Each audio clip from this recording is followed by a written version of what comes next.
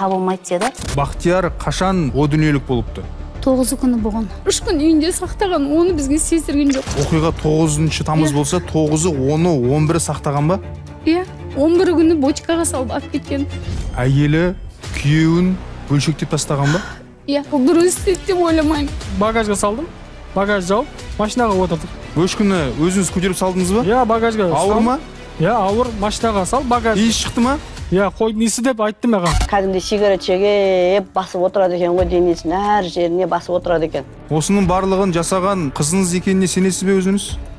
Иә, сенем. Не түлен түртуі мүмкін? Қызымды көп ұратын, көп соғатын. Бұл жерде мотив дейді, себеп. Қандай енді мотив? Енді соны мен айтайын. Кәмелетке толмаған жүйке жүйесі әлсіз адамдар мен жүкті әйелдердің экраннан алыстауын сұраймын. Себебі бүгін көремізде көптің төбе шашын тік тұрғызған оқиғаға қатысты ақпарат таратып, шындықты анықтауға ұмтыламыз. Осыдан 8 ай бұрын Түркістан облысы Сарыағаш ауданында жан түршігерлік оқиға орын алды.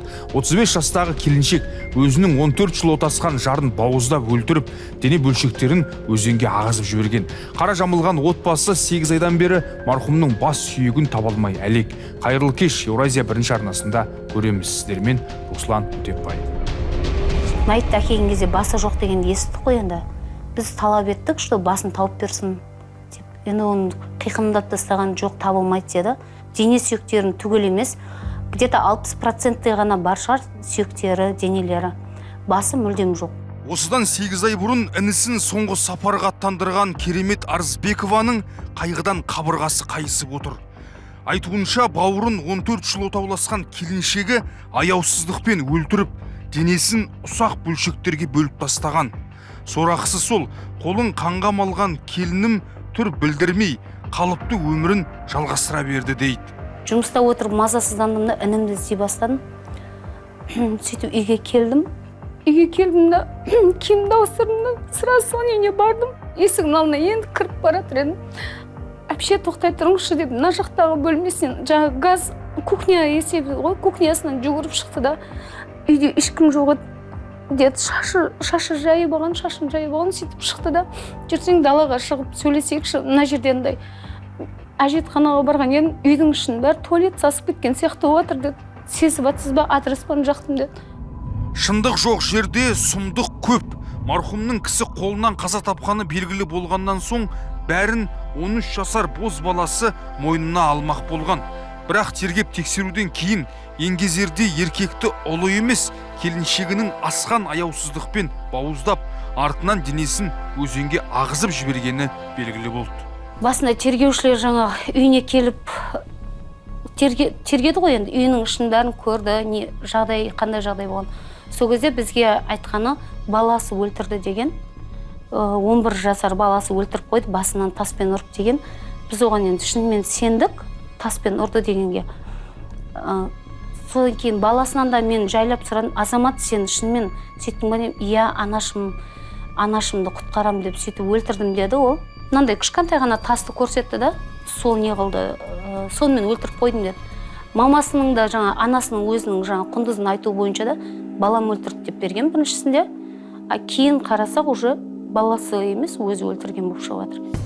Адам шошырлық қылмыстан соң Құндыз Молдабековаға қатысты түрлі алып қашпа әңгімелер тарады.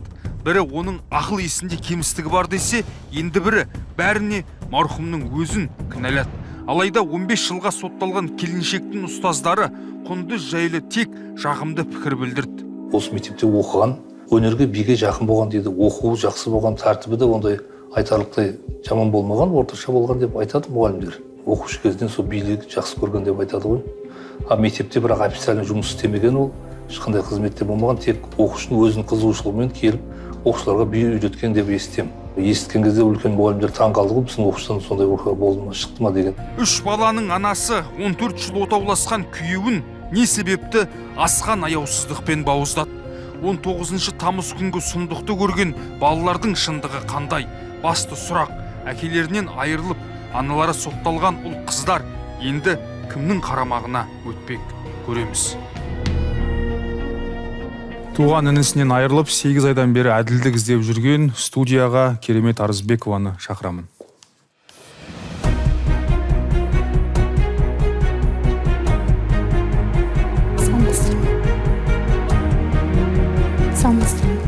керемет ханым, саламатсыз ба? Сұхбат бастамас бұрын қайғыра қазаға көңіл айтамыз. Бұл қаза күллі қазақ елін есеңгіретті, дүр сілкіндірді десем артық айтпас едім. Бауырыңыздың есімі кім? Бақтияр. Жасы нешеде болатын? 85 жылы 38-ге, бұл 39-ға әлі туқмаған. Керемет ханым, сабыр сақтаңыз, я? Шындыққа көз жеткізу үшін, қол жеткізу үшін сіздің салқын қандылық танытып, сұрақтарыма мүдірмей жауап бергеніңіз маңызды. Жарайды. Сонымен Бақтияр атты азамат қай жылы отбасы құрады? 2010 жылы. Келіннің есімі? Құндыз. Қай Молдабекова жақтың қызы? Құндыз. Жібек жолында тұрады. Сарыағаш. Сарыағаш ауданына қарасты Жібек жолы елді мекенінде тұрады. Орда қанша балалары бар? 3 баласы бар. 2 ұл, бір қызы. 3 перзенті бар. 14 жылдан бері бір шаңырақ астында тұрған ғой. Иә. Ешқандай бір кикілжің болмады ма? Мен өз Секем алатындай? жоқ, мен үйімнің қасында тұрады. Екеуміздің арамызда тек қана бір қорған ғана қоршап тұрды. Мен келінмен екеуі бірақ ұрыс керісін көрмеген, бірақ бір-бірін жақсы көретін қатты. Бақтияр жұмыс істейтін бе еді? Иә, таң атқаннан кеткеннен түннің жарына дейін жұмыста болады ол. Қандай жұмыс? Арасында таксовать етеді, одан кейін автосервис бар ғой. Сондайды жаңағы көліктердің моторын жөндейтін. Ал Көлік келін ше? жөндейді. Келін үйде болады. Үйде болды. Иә. Балаларға бас көз болды ғой үйде. Иә, үйде ол жұмыс жасаған емес. Өйткені оның қолында диплом, ешқандай несі болмаған екен. Енді 14 жылдан бері келінді білесіз. Білем. Ешқандай психологиялық ауытқу жоқ па? Жоқ. Мен өзімнің сіңлім сияқты болған ол. Кәдімгідей жақсы тұратын, әпке деп құрметтейтін. Мен келінім емес, сіңлім сияқты сырласып отыратын. Маңызды сұрақ қойыншы, 14 жылда келін төркінге басыбайлы кетіп қалған кездері болды ма? Бір рет ұрсып қалдық деп кеткен. Ол не мәселемен ұрысқандарын онысын білмеймін. Содан кейін қанша уақыттан кейін келді? 3 күннен кейін, сондайдан кейін келеді. Ол бүйтіп не алмайтын, екеуі бір-бірсіз тұра алмайтын. Жақсы. Енді осы бір оқиғаға тоқталайықшы. Сіз ініңізді соңғы рет қашан көрдіңіз? Мен соңғы рет 8 күні таңертең мен күнде жұмысқа кетем. Күніге біз бір-бірімізбен сәлемдесеміз да, азандай ұйқымыздан тұрған кейін ол үйінен шығады, ол жұмысқа кетеді, мен жұмысқа кетем. Сол кезде 8 күні азанда сағат. Сол күні мен кеште баратын болған екен 9-15 шамасында көрдім. Әлі 10 болмаған еді, 9-дан шамаласқан уақытта көрдім. Одан кейін көрген кезде көңіл күй қандай болды? Бақтияр ұйқысына тұрған қалыпты, күнделікті дей. Бақтияр қашан о дүниелік болыпты?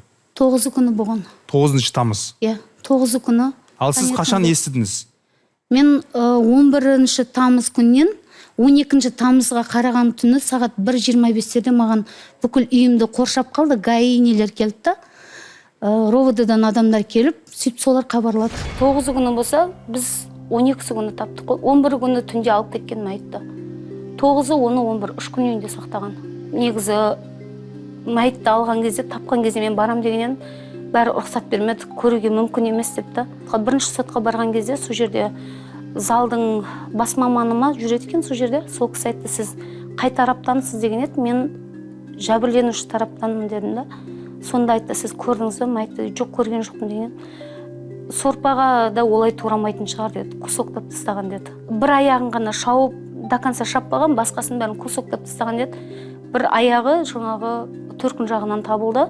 Керемет ханым, сонда әйелі күйеуін бөлшектеп тастаған ба? Иә. Бірақ мен ойлаймын, что бұл дұрыс істеді деп ойламаймын. Өйткені ол кішкентай келінім, бойы кішкентаяқта. Шынашақтай қыз бала, иә? Иә, ал інім деген ол 2 метр демей қосайын, 1,95, сондай 90 бой ұзын кеуделі. Жаңа фотосында көріп жатсыздар ғой. Онан кейін 3 күн үйінде сақтаған, оны бізге сездірген жоқ. Оқиға 9 тамыз болса, 9-ы, 10-ы, 11-і сақтаған ба? Иә, 11 күні ботикаға салып алып кеткен. 35 жастағы келіншек 14 жыл отасқан күйеуін неліктен азаптап өлтірді? Қанды қылмысқа тағы кімнің қатысы бар? Марқұм Бақтияр Арзбековтың туыстары кімнен күдіктенеді? Шағын жарнамадан кейін көреміз.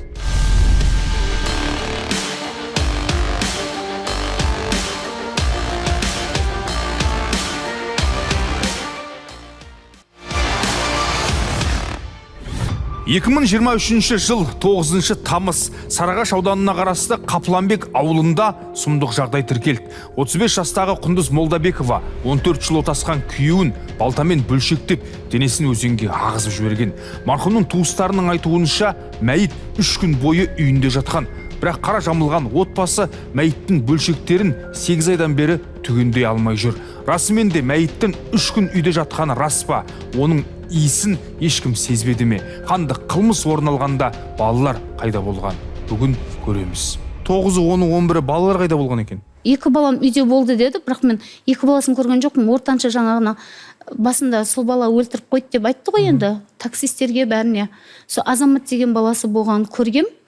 Өйткені мен азанда намазға тұрған кезімде, бейсенбі күні, 10 күні намазға тұрған кезінде олар ар жақта бізде Рамадан деген су бар да, үлкен лоток. Сол жақта түнде таңғы сағат 4 жерден асқанда олар келіп жатыр екен да, келмейтін. Ей, неғып жүрсіңдер, түнде жүруге болмайды. Мен үйімнен бәрі көрінеді, енді биік қой үйім. Содан кейін қайтсаңдаршы үйге, неғып жүрсіңдер деген, Бақтияр үйде ұйықтап жатыр еді, соның тапшықсын ит әкетіп қалыпты деді. Соны іздеп жүрмін деді. Табылады ғой, табылмаса құрсын келіңдер дедім мен. Қараңғыда қорқасың ғой. Бірақ ол кезде Бақтияр жоқ қой. Бақтияр ол кезде жоқ екен, иә. Оқиға орын алғаннан кейін отбасы болып бассейнге түсіпсіздер. Ол жұма күні, 11 күні. Қазір экранға жер салайықшы. Мен жұмыстан келгеннен кейін. Басында орамалы бар Құндыз ғой. Иә, анау. Бұл 11-і жұма. Демек, 2 күннен кейін ғой қазадан соң. Иә. Сіздер білмейсіздер. Мәз-мейрам болып суға түсіп жүрсіздер. Мына жерде жүрген өзінің 3 баласы, кейін менің қызым, анау жүрген менің қызым. Мына жақта балам да жүр. Балам камераға түсіріп жатыр негізі да қазір. Мынау жүрген Құндыз. 11 тамыз 2023 жыл 18-13. Иә. Енді негізгі сұрақты қойыңызшы. Ортақ 3 баласы бар. 14 жыл некеде. Бір шаңырақ астында. Айшай деген кезін көрген жоқпыз дедіңіз. Не түлен түртуі мүмкін? Олсын білмеймін. Мен басы қасында болған жоқпын. Кешіріңіз, менің мынандай бір сұрағым бар. Бағана сіз сөз барысында айтып қалдыңыз ғой, төр күніне небәрі 3-4 күнге ғана барып келетін деп. Значит, ол кісі тек қана бір емес, бірнеше рет барып келген болып тұр ғой, иә? Жоқ. Негізі күнде үйіне барады, өйткені анам ауру деп айтады да, мамасы ауырады ғой. Күнеге інім неге кеткен кезде ол үйіне сұранып кетеді. Керемет ханым, 9 күні оқиға орын алады. 9-ы, 10-ы, 11-і мәйітті үйде сақтайды. Одан кейін мәйітті өзенге ағызып жібереді. Иә, сөйтіп. Оған кім көмектескен? Көмектескен білмейміз, кім екен, таксимен апарды деген. Жақсы. Арызды кейін мен тастадым, інімді іздеймін деп. Біз осы оқиғаны тәптіштеп, зерттеп, келіншекті соңғы рет көрген тағы бір куәгерді анықтадық және сұхбат алдық. Экранға зер салыңыздар. Ол маған звондады, маған келіп кетіңіздіңізше деп. Өзім мен сөйтіп звондады, бір уақытта мен келе жатсам, ол маған қайтып баратыр екен. Соны базарға барып келдім деді, анам әкелдім деп айтты. Содан екеуміз келіп, мына жерде отырып, почти бір 40 минутта екеуміз әңгіме айтып отырдық. Сол кезде жаңа әкелген бочкелерін, тазиктерін бәрін көрсетті. Дастархан алдым деді, пышақ алдым, үйдің бәрін жаңалайын деп жатырмын, ескі заттарын бәрін өртеп тастаймын деді. Жақсы дедім, енді кім не істейді, енді новый затты алып, бәрін өртеп тастайын деп отырмын, мына жерге деп, осы жерде бәрі тұрған. Бірақ қызы қасымызда отырды. Даже қызынан да мен онда ештеме байқаған жоқпын. Үйдің ішіне кірген жоқсыздар ма? Үйдің ішіне кірген жоқпыз, себебі ол үйде ыстық деп айтты, маған үй ыстық болады жаздың күні. Сол отырдық, бірақ ол менен бір сұрағаны, сізге туалеттің иісі келіп жатқан жоқ па деді. Мен жоқ дедім, мен сезбедім, бірақ ешқандай иіс сезген жоқпын. Көңіл күйі қандай болды? Кәдімгі көңілді, күліп, еще былай боянған, мен 50 мыңға косметика алдым деді. Көздерін бәрін дейді, андай боянады ғой бір. Солай боянылған, как будто біреу боянғанда. Сосын мен күлдім, сен қайда бара жатсың, бетің бояп алыпсың деп, 50 мыңға косметика алдым деді. Сізге ұнап тұр ма деп көрсетті. Сонымен келіншекті соңғы рет көріп, соңғы рет сөйлескен куәгерлердің айтуынша үйіне бөшкі алды дейді. Иә. Ол бөшкіні алу мақсаты мәйітті жасыру ма? Бізге су алып кетем деп айтты. Маған су әкетем, үйге қарайлап тұрыңыз деді. Ал негізгі мақсаты басқа болып тұр ғой. Иә. Бауырыңыздың мәйіті, дене бөлшектері қай өзеннен табылды? Келестен. Келеспен сіздің үй жақын ба? Жақын. Арақашықтық қанша уақыт? Көлікпен жүрсе бір 5-10 минутта жетеді. Демек, мәйітті көлікпен апарған. Және осы іске көршісі көмектескен. Ең сорақысы көршісі ол бөшкенің ішінде мәйіт бар екенін білмепті. экранға зер салыңыздаршы. Мен тұрғыза ұйықтап жатқан жерімден. Руслан деді, не болды, тыныштық па деймін ғой. Осындай 2 қой бар деді. Бочкада сасып кеткен. Жүнімен деді. Қайқы не істеу керек деді. Осыны апарып тастау керек. Жоқ, барамайын, Бақтияр ұрсады дедім. Қоймай 20 минут па отадық сөйлесіп. Сосын кейін қоймай қойған екен, машинаны от алдырдым. Сосын келдім да багажды аштым. Багажды аштым да осылайынан багажды ашып, мына шелек, имульса шелек. Неше бочка болды? Имульса шелек болды. Сосын 2 бочка болды. Көк бочка. Сосын яға машина шығып болған екен, машинаны әкеп қойған екен. Бачокты салдым машинаға и жаптым осылай. Бачокты жаптым, багаж жаптым да сонымен мына жаққа келдік. Мына су өзеніне лақтырдым осы жаққа. Іздеуге келген кезде осы судың жағасында, шет жақтарында мына өкпелерін түсіп жатқан еді. Соларды біз судан алып шетке шығардық. Ана жерлерден шықты. Мына жерлерден шықты судан. Шет жағында ағыз болмайтын жерде тұрып қойған, талдың астында тұрып қалған жерлерінде. Сіздер кешіріңіз, өздеріңіз, бауырыңыз екеуіңіз ғанасыздар ма? Әке шешелеріңіз жоқ па? Әке шешеміз ерте қайтысып кеткен.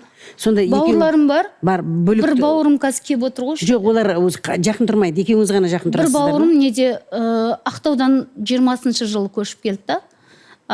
Басқасы Уральскіде. Көргенде жаңа еңгезердей кісі ғой, ана ер кісі да, мына ол ана кішкентай ғана келіншек.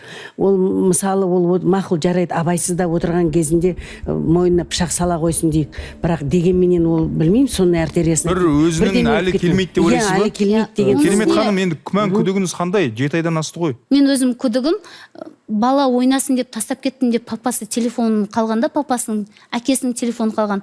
Ол бала ойнайтын телефон емес, баяғы заманның мынандай кішкентай Құданың телефоны қалған ба? Nokia'сы, оны Демек бұл іске Құданың да қатысы бар дейсіз бе?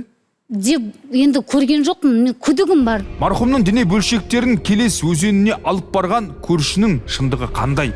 Бөшкелердің ішінде мәйіт барын ол білмеген бе? Жарнамадан кейін көреміз.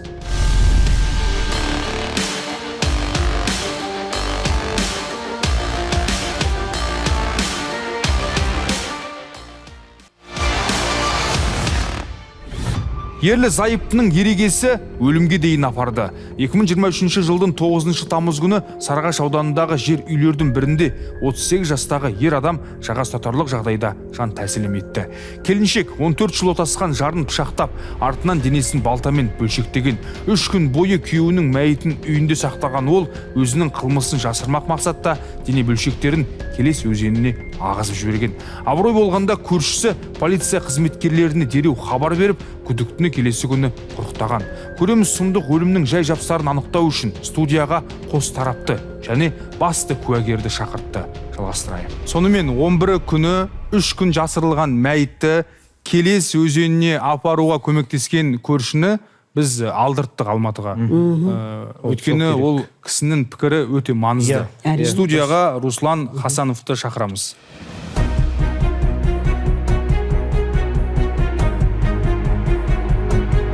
Руслан, қош келдіңіз, жайғасып алыңыз. Бақтияр Құндызбен қанша уақыттан бері көршісіз? 17 жыл сонда болып қалды ғой. Демек, тұтастай ерлі зайыптыны танисыз. Танимыз. Құндызға мінездеме беріңізші. Қандай келіншек еді? Айқай шу қылмайды деді. Солай мен азанда өзім таксовод етемін ғой. Азанда кетем, кешкісін келем. Жұмысым сол мен таксист. Сонымен қаншада сізге ұсыныс айтты? Мына бөшкіні тастайықшы барып Келеске. 11 август күні 12 мен 1-дің таяу арасында болды. Түнгі сағат. Ішінде қой деді ғой бөшкіні? Қой 2 бөшкіде қой бар деді. Жүнімен сасып кеткен деді. Сіз сұраған шығарсыз, қой не істеп жүрсіз деді? Қой асырайтын беді? Мен ұйықтап жатқан жерімнен тұрғызды мені. Спальняға кіріп ұйықтап жатқан жеріне тұрғызды. Үйге кіргізді ма? Үйге кіріп па? Менің өзімнің жататын жеріме кірді ғой. Сіз жұбайыңыз жоқ па не қасыңызда? Кіріп келді ғой. Мен ұйықтап жатқан жеріне тұрғызды ғой мен. Солай болды. Сіз секем алған жоқсыз ба содан? Көлденең көк атты сіздің үйіңізге кіреді, жатын бөлмеңізге, қасыңызда келіншегіңіз. Воротадан кірген. И Дәутам бар, и Времека там бар да. Времека тамда біз келіншегіміз жасаймыз да түнде.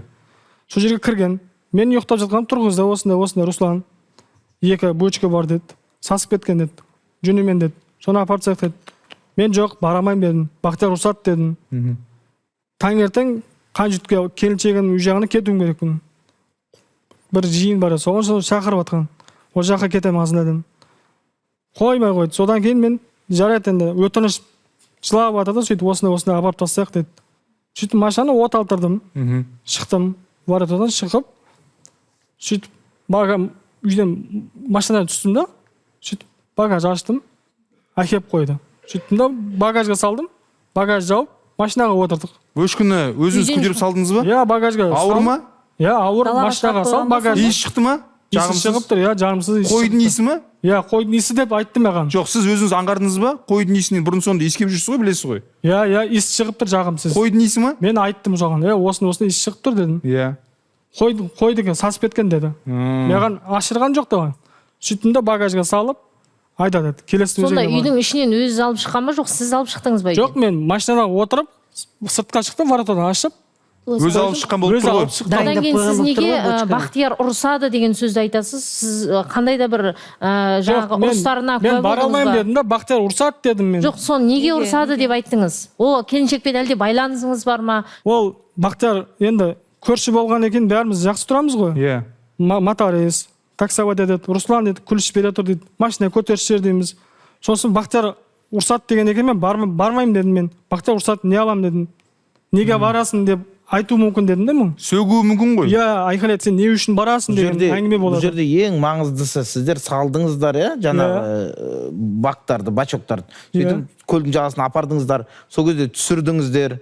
Сосын машинадан түсіріп, машинадан түстім де өзім. Иә, түсінікті, оның бәрін түсірдіңіздер. Көлдің жағасына кім алып барды оны? Мен машинадан түсіп, багажды ашып, түсіріп бердім, ар жағын өзі істеді. Өзі көтеріп апарды ма көлдің жағасына? Иә, мен багаждан түсіріп бердім, ар жағын өзі істеді. Өзі көлге төкті. Қанша уақыт жұмсалды? Міне, қараңыз, сіз келдіңіз. Примерно 15-20 сондай уақыттар кетті арағылық. Сіз отырдыңыз күтіп, 15-20 минут? Багаж жаудым, машинада отырдым.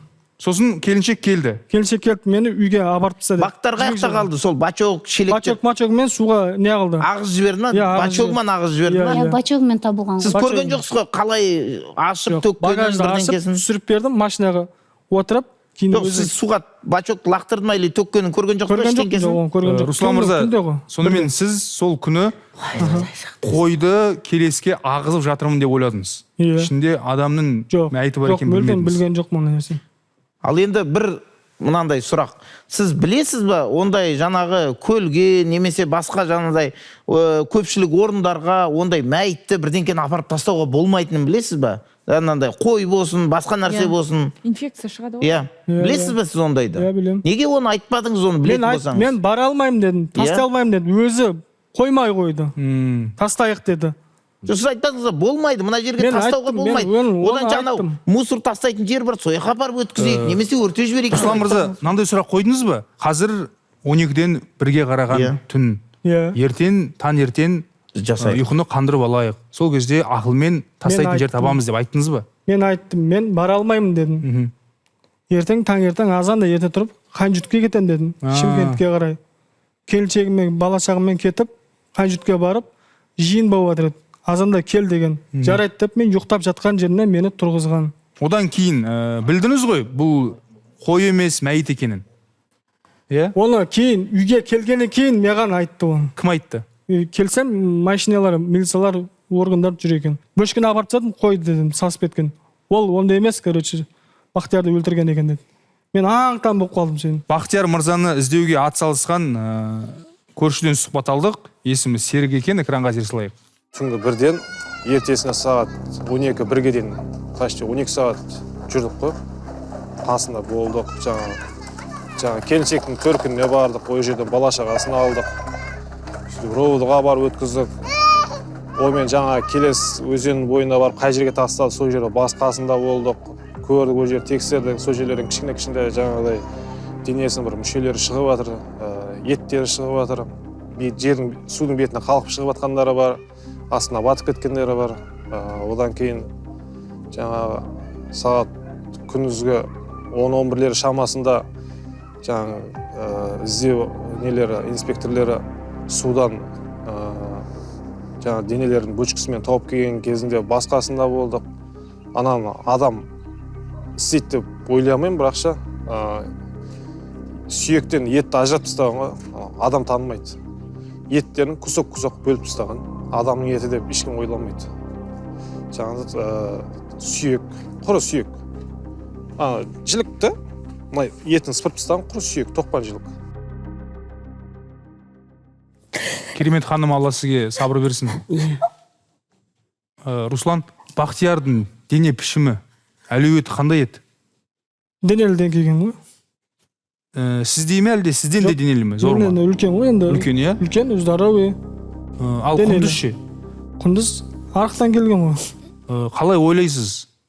Бұл істі Құндыздың өзі жасауы мүмкін бе? Шамасы жете ме? Шамасы о жағын білмедім, о жағын. Мен азанда кетем, түнде келем. Мен сіздің қашан кететінін сұрапқан жоқпын. Логикалық сұрақ сізге. Өзіңіздің ойыңыз қандай?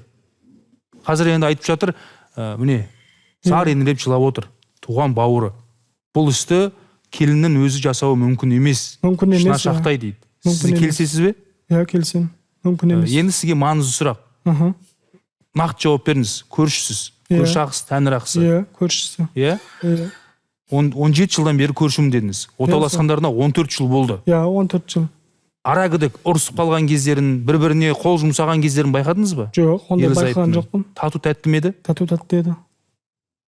Ала жіп арасынан өтпеген? Жоқ. Бақтиярдың жаман әдеттері бар ме еді? Жоқ, ондай ештеңе жоқ еді. Келіннің ше? Жоқ, ондай жоқ еді. Бақтиярдың марқұмның жеңіл көлігі бар еді. Иә. Кімнің атында еді ол көлік? Өзінің атына жаңадан аударған еді. Бір ай болмаған еді алғанына. Қараңыз. Бақтиярдың атына. Оқиға болмастан бұрын көлік Бақтиярдың өзінде болды ғой? Иә. Оқиға, мысалы, 9-ы болды, 10-ы, 11-і сіз енді бір аулада тұрасыз ғой, сол кезде көлікті байқадыңыз ба? Мен 9-ы күні көрдім, көлікті одан кейін көрген жоқпын. Сұраған шығарсыз келіннен қайда деп? Жоқ, ол жаңа тойға мініп кетті деді адамдар. Деді, иә? Иә. Бірақ кейін жұма күні көлікті сатып жіберді Бақтияр деді. Сөйтіп Россия кетті. Жақсы. Көлікті Бақтияр сатып па әлде? Бақтиярдың телефонымен кейін біз SMS-ін көрдік қой, келіннің өзі сообщение жазып, Бақтияр болып жазып неған. Жақсы. Сонымен біз Сарыағашқа барғаннан кейін марқұмның көлігін сатып алған кісіні таптық. Ер азаматты экранға зер салайық. Негізі бір апта бұрын өзі көз тірісінде ол Бақтиярмен келісіп жүргенбіз. Бірақ бағасына келгенде біз тоқтап қалдық. Өйткені ол сәл қымбаттап айтып қойды, мен қалтама көргенмін. Арадан бір апта өтер-өтпес жаңағыдай маған SMS келді. Соның нөмірінен. Сен деді, жаңағыдай алатын болсаң, сұраған сен ал, мен басқа жерден машина шығып тұр, мен жолға шығып кетуім керек деді. 10 тамыз күні. Оқыған кезде көресіз ертеңгісін. Мен айттым, аяқ астынан адамды жаңағыдай қинап қойдың ғой дедім де, ондай ақша аяқ астынан қақтын табамын мен. Дегеннен, онда қасында қанша бар, соны тастап кете бер. Кейін мен жаңа барғаннан кейін афон түтіп беремін деді. Сөйтіп тойға кетіп отқанын айтты да ол. Сөйтіп мен қалтамда 600 мың теңгені тастап, жаңа үйіне барғанда әйел жаңағыдай үйінің есік алдын жинап жүрген еді. Кірлер жуған, енді жаңа кішкентай бала шағалар жүр. Сосын мен жаңағыдай ақшаны алып келгенім, өзі білді де машинеге бардық қой, машинеде отырды да пакетті алып қалды. 9 тамыз күні Бақтияр о дүниелік болады, 10 тамыз Құндыз көлігін сатып жіберген. Және 600 мың теңге берді дейді. Ал негізі қаншаға өтіпті? Сол бірінші жаңа көлікті мініп кететін күні 600 мың теңге бердім деді. Ертесіне таңертең трасса, главный трасса бар ғой, Түркістанский трассада, соның бойында үй жаққа кеме қосылды деп сообщение жазған екен. Сол жерден пакетке орап алып кел дегенде, көршілеріміз көрмесін деп. Қанша сома? 1 миллион 700 мың әкеп берген кейінгісінде. Демек бас аяғы 2 миллион 300. Ол ақша қайда қазір енді? Білмеймін сол ақшаны. Өзінің күйеуін, 3 баланың әкесін көрдіңіздер ғой енді, бөлшектеп, денесін бөлшекке тығып суға ағызып жіберген. Бұған бір себеп керек шығар. Керек, әрине. Сіздің күмән күдік қандай? Білмеймін. Әлеуметтік желіде һәм сот отырысында TikTok әлеуметтік желісі туралы айтылып жатыр. Мотив. Ол TikTok әлеуметтік желісіне TikTok қай жылы бастап шықты, содан бері мен түсетін, оны бәріміз білеміз. Оған ешкім қарсылық келтірмеген. Бақтияр да білетін оған. Бақтияр қызғанатын беді? Қызғанатын, бірақ түспе десе де, мен өйтіп түсіп жатқан жоқпын, балдар түсіріп жатырмын деп түсіретін, одан кейін аккаунтын жауып тастаған, ешкім көре алмайды. Және 9 күні ерлі зайыпты қарбыз жеп отырған кезде келіншек TikTok түсіріпті. Рас па? Жоқ, сотта айтты, тикток түсірдім деп айтпады. Жаңағыдай біреу звондады деді, Бақтиярға звондады. Содан кейін сен әлі тиктокқа түсіп жүрсің ба деп ашуланды. Сол кезде жаңағы ұрсып атқан кезімізде, есікті жауып қойып ұрсып атырмыз деді ғой. Сол кезде пышақтың ұшы мынандай кішкентай, саусағын прям бүйтіп көрсетті, кішкентай ұшы тамағына тиіп кетті деді. Жақсы, демек Бақтиярға көзі тірісінде хабарласқан адам келіншегіңді тиктоктан көріп қалдым деуі мүмкін ғой. Сөйтіп айтты деп. Соған ашуланып күйеуі сөйлеуі мүмкін. Жақсы, біз енді келіншек туралы тыңғылықты зерттеп, әлеуметтік желісіне де назар аудардық. Экранға зер салыңыздар.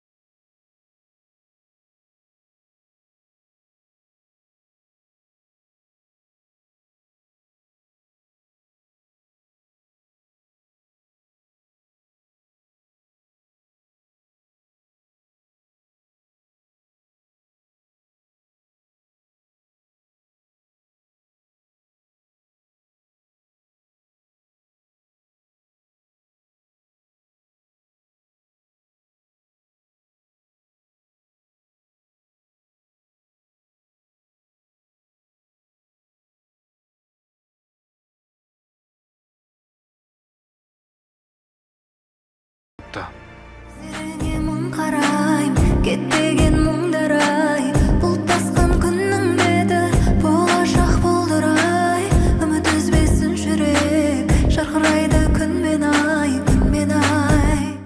Ұлболсын ханым, маман ретінде айтыңызшы, дәл осындай қызғаныш, тикток, лайк, пікірлер себеп болуы мүмкін бе?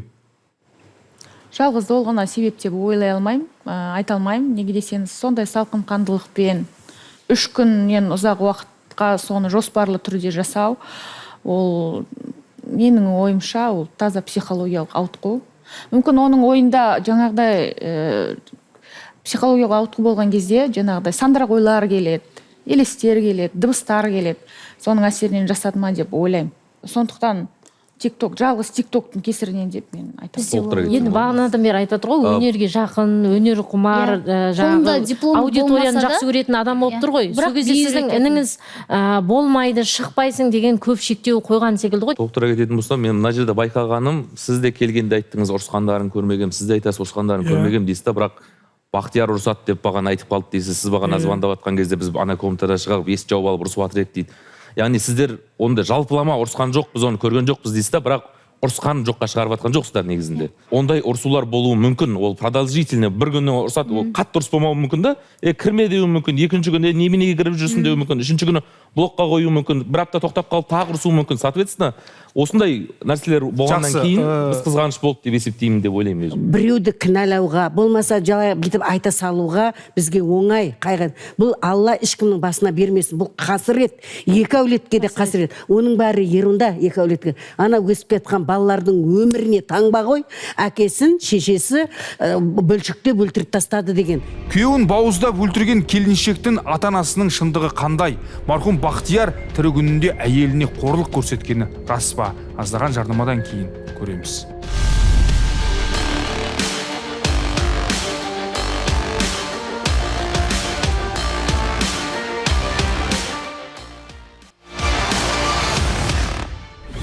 Сарыағашта 3 баланың анасы өзінің 14 жыл отасқан күйеуін асқан қатыгездікпен өлтіріп, дене бөлшектерін өзенге ағызып жіберген.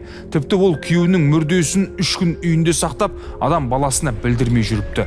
Араға 7 ай салып марқұмның соты өтті. Сот отырысында келіншек қандай қылмысқа бару себебін жылдар бойы жиналған ашу ыза және тикток әлеуметтік желісімен түсіндірді. Қылмыскердің анасы да марқұм күйеу баласы қызын ұрып соғып, қорлық көрсетіп келгенін ашып айтты.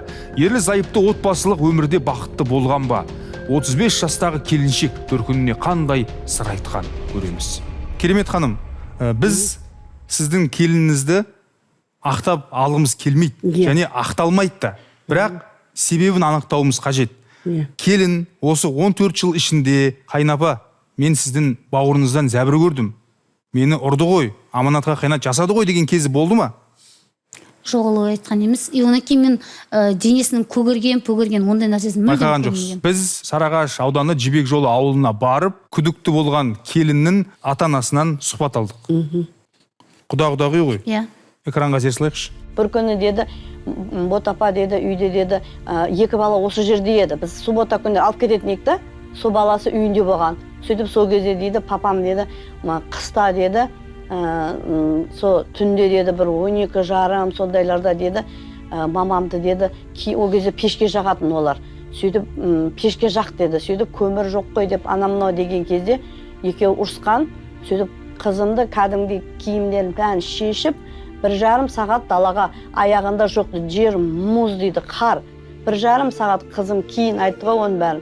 Есіктің қасында жаурап тұрған ғой, аш десе ашпаған, светтерін бәрін өшіріп тастаған. Қатал адамда сөйтті жаңағыдегі сол үйіне не қылып, кәдімгі сигарет шегіп басып отырады екен ғой, денесін әр жеріне басып отырады екен. Егер де өстіп денесін күйдіретін болса, денесіне дақ болу керек қой. Оны сіз шешінген күйінде көріп жүрсіз. Кеше неден де тексерді ғой. Барлық неден тексеріп өткізді ғой. Сараптама жасады ғой. Одан кейін жаңа айтып жатыр ғой, сигарет шегіп, одан кейін неде журналистерге де айтқан ішеді деп. Менің інім өмірде ішкен емес. 1,5 сағат далада мұздың үстіне қойып қойды дейді. Шығарып. Руслан мырза, Керемет ханым, бұлардың бәрі болжамда. Яғни уәждер әркім өзінің несін айта береді. Бұл жерде мотив дейді, себеп. Қандай енді мотив? Енді соны мен айтайын. Мәлкім келіні, жаңа келіншек сотталған. Құндыз. Анасына, әке-шешесіне көмектесейін деп ақша апарып берейін деген шығар. Содан дау шығуы мүмкін. Күйеуі оған қарсы болған шығар. Мына көлікті неғып алып қойдың? Мен айтып кетейінші осы жерге. Қазір. Осы көлікті неғып алып қойдың? Мынаған беретіне қой депші. Сол жерден ұрыс дау шығып, содан жаңа осындай болды ма деп мен ойлаймын да, жеке ойым. Сол себепті де жасайтыңыз ақша қаяққа кеткен білмейміз деп. Сол ақшаны әке-шешесіне алып барып беруі де мүмкін. Мотив та осының. Ақша үшін бөлшектеп тастау мүмкін бе? Иә, мүмкін. Енді ақша үшін мүмкін ол бөлшектеп тастауы. Мен айтайын дегенім, бұндай жағдай болған кезде негізі бұл психологиялық ойынның 3-ші дәрежесі деп аталады. Яғни оған дейін екеуінің арасында физикалық тұрғыда жәбірлеу болмаса да психологиялық жәбірлеу болуы мүмкін. Буллинг па? Иә, ондай болуы мүмкін. Яғни екеуі орындар абьюз, орындар ауысып тұрады. Бір күні күйеуі, одан кейін әйелі деген сияқты. Яғни бұл 3-ші дәреже болған кезде бір адамға зақым келуі мүмкін, жаңа осындай жағдайға келуі мүмкін. Менің ойымша, енді бұл кісілерде бірнеше жылдан бері жанжал болған негізі. Өнер адамы аудиторияны жақсы көреді ғой. Сол мүмкін бір қызметке орналастырып, өзімен өзі айналысу керек педі. Абай атамыздың сөзі бар ғой, жаңағы тамағы тоқтық, жұмысы жоқтық, аздырар адам баласын деп. Сол сияқты бұл кісінің жұмысы жоқтығынан да үйде отыра бергеннен күйеуінің андай жаңағы бір сөздері болды ма, соның бәрі әсер етіп отыр да. Енді сіздің білмеуіңіз, мысалы үшінге менің өзім кез келген нәрсені анама, жақсы көретін адамыма айтпаймын. Себебі ол кісінің жүрегі ауырмаса екен деймін. Мүмкін келініңіз сізді қатты жақсы көріп, өзінің болып жатқан ісін айтпаған шығар. Қазақта жаңа біздің дәстүрімізде ұят болады, ел естімеу керек деген нәрсе бар ғой. Соның салдарынан осы нәрсе болып Рахмет Гүлзат ханым. Мүмкін ақша мәселесі болды, мүмкін өйткені папасы ақша сұраған екен, 10 күні сұрадым деді ол. Бірақ 9 күні қайтыс болған ғой. Кімнің әкесі сұраған? Жаңағы Құндыздың папасы. Құда сұраған ғой. Біздің үйге кешірімге келді ғой, сол кезде айтты. 300 мың теңге сұраған енді, қызым 200 мың теңге апарып берді деді. Ол уже 10 болған күнінде, 10. 9 күні Бақтияр өледі, 10 күні келіннің әкесі қызынан 200 мың теңге сұрайды. 300 мың теңге сұраған екен да. 200 мың теңге апарып береді. Қызы 200 мың, жұма күні 200 мың теңге апарып берді. Жұма ол 11-і. 11-і. 10 күні демек келінге 600 мың теңгені санап берген көлік алушы. 11 күні сол 600 мыңның 200 мыңын апарып берген ғой. 200 мың теңге әкеп берді деді. Оны әкесі айтатын шығар. Енді біз екі тарапты қатар ұстайық деп арнайы Сарыағаш ауданы Жібек жолы ауылынан Құндыздың анасын шақырттық. Студияға Тілайым Молдабекованы шақырамын.